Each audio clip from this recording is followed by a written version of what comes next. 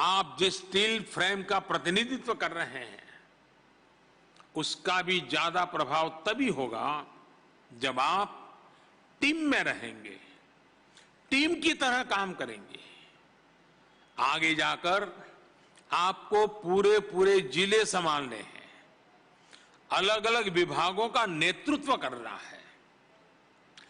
भविष्य में आप ऐसे फैसले भी लेंगे जिनका प्रभाव पूरे राज्य पर होगा, पूरे देश में होगा। उस समय आपकी ये टीम भावना आपके और ज्यादा काम आने वाली है। जब आप अपने व्यक्तिगत संकल्पों के साथ देश हित के बृहद लक्ष्य को जोड़ लेंगे, भले ही किसी भी सर्विस के हों, एक टीम की तरह पूरी ताकत लगा देंगे तो आप भी सफल होंगे। और मैं विश्वास से कहता हूं, देश भी कभी विफल नहीं होगा। साथियों, सरदार पटेल ने एक भारत श्रेष्ठ भारत का सपना देखा था। उनका ये सपना आत्मनिर्भर भारत से जुड़ा हुआ था। कोरोना वैश्विक महामारी के दौरान भी जो हमें सबसे बड़ा सबक मिला है वो आत्मनिर्भरता का ही है। आज एक भारत श्रेष्ठ भारत की भावना, आत्मनिर्भर भारत की भावना एक नवीन भारत का निर्माण होते हुए देख रही है। नवीन होने के कई अर्थ हो सकते हैं, कई भाव हो सकते हैं, लेकिन मेरे लिए नवीन का अर्थ यही नहीं है कि आप केवल पुराने को हटा दें और कुछ नया ले आए।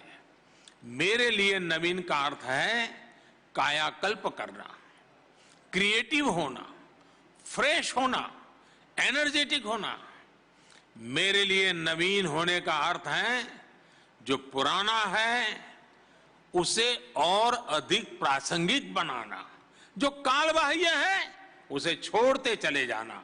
छोड़ने के लिए भी साहस लगता है। और इसलिए आज नवीन, श्रेष्ठ और आत्मनिर्भर भारत बनाने के लिए क्या जरूरतें हैं वो आपके माध्यम से कैसे पूरी होगी, इस पर आपको निरंतर मंथन करना होगा। साथियों, ये बात सही है कि आत्मनिर्भर भारत के लक्ष्य को पूरा करने के लिए हमें साइंस एंड टेक्नोलॉजी की जरूरत है, रिसोर्सेज और फाइनेंसेस की जरूरत है।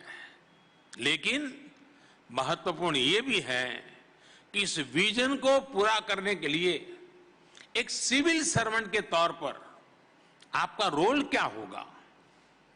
जन आकांक्षाओं की पूर्ति में, अपने काम की क्वालिटी में, स्पीड में आपको देश के इस लक्ष्य का 24 घंटे ध्यान रखना होगा। साथियों, देश में नए परिवर्तन के लिए, नए लक्ष्यों की प्राप्ति के लिए नए मार्ग और नए तौर तरीके अपनाने के लिए बहुत बड़ी भूमिका ट्रेनिंग की होती है, स्किल सेट के डेवलपमेंट की होती है। पहले के समय इस पर बहुत जोर नहीं रहता था। ट्रेनिंग में आधुनिक अप्रोच कैसे आए, इस बारे में बहुत सोचा नहीं गया। लेकिन अब देश में ह्यूमन रिसोर्स की सही और आधुनिक ट्रेनिंग पर भी बहुत जोर दिया जा रहा है। आपने खुद भी देखा है कि कैसे बीते 2-3 वर्षों में ही सिविल सर्वेंट्स की ट्रेनिंग का स्वरूप बहुत बदल गया है। ये आरंभ सिर्फ आरंभ नहीं है, एक प्रतीक भी है और एक नई परंपरा भी है। ऐसे ही सरकार ने कुछ दिन पहले एक और अभियान शुरू किया है, मिशन कर्मयोगी। मिशन कर्मयोगी कैपेसिटी बिल्डिंग की दिशा में अपनी तरह का एक नया प्रयोग है। इस मिशन के जरिए सरकारी कर्मचारियों को उनकी सोच, अप्रोच को आधुनिक बनाना है, उनका स्किल सेट सुधारना है, उन्हें कर्मयोगी बनने का अवसर देना है। साथियों, गीता में भगवान कृष्ण ने कहा है, यज्ञ अर्थात कर्मणः अन्यत्र लोकः अयम कर्म बंधनः। अर्थात यज्ञ यानी सेवा के अलावा स्वार्थ के लिए किए गए काम कर्तव्य नहीं होते, वो उल्टा हमें ही बांधने वाला काम होता है। कर्म वही है जो एक बड़े विजन के साथ किया जाए, एक बड़े लक्ष्य के लिए किया जाए। इसी कर्म का कर्मयोगी हम सबको बनना है। मुझे भी बनना है, आपको भी बनना है, हम सबको बनना है।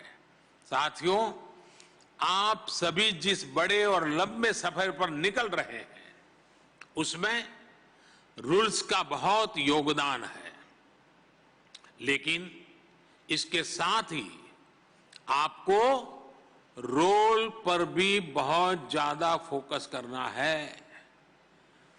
रूल एंड रोल, लगातार संघर्ष चलेगा, लगातार तनाव आएगा। रूल्स का अपना महत्व है, रोल की अपनी महत्वपूर्ण जिम्मेवारी है। इन दोनों का बैलेंस, यही तो आपके लिए टाइट रोप पर चलने वाला खेल है। बीते कुछ समय से सरकार ने भी रोल बेस्ड अप्रोच पर काफी जोर दिया है। इसके नतीजे भी दिखाई दे रहे हैं। पहला, सिविल सर्विसेज में कैपेसिटी और कॉम्पिटेंसी, उसके क्रिएशन के लिए नया आर्किटेक्चर खड़ा हुआ है। दूसरा, सीखने के तौर तरीके डेमोक्रेटाइज हुए हैं। और तीसरा, हर ऑफिसर के लिए उसकी क्षमता और अपेक्षा के हिसाब से उसका दायित्व भी तय हो रहा है। इस अप्रोच के साथ काम करने के पीछे सोच ये है कि जब आप हर रोल में अपनी भूमिका अच्छे से निभाएंगे, तो आप अपनी ओवरऑल लाइफ में भी सकारात्मक रहेंगे। यही सकारात्मकता आपकी सफलता के रास्ते खोलेगी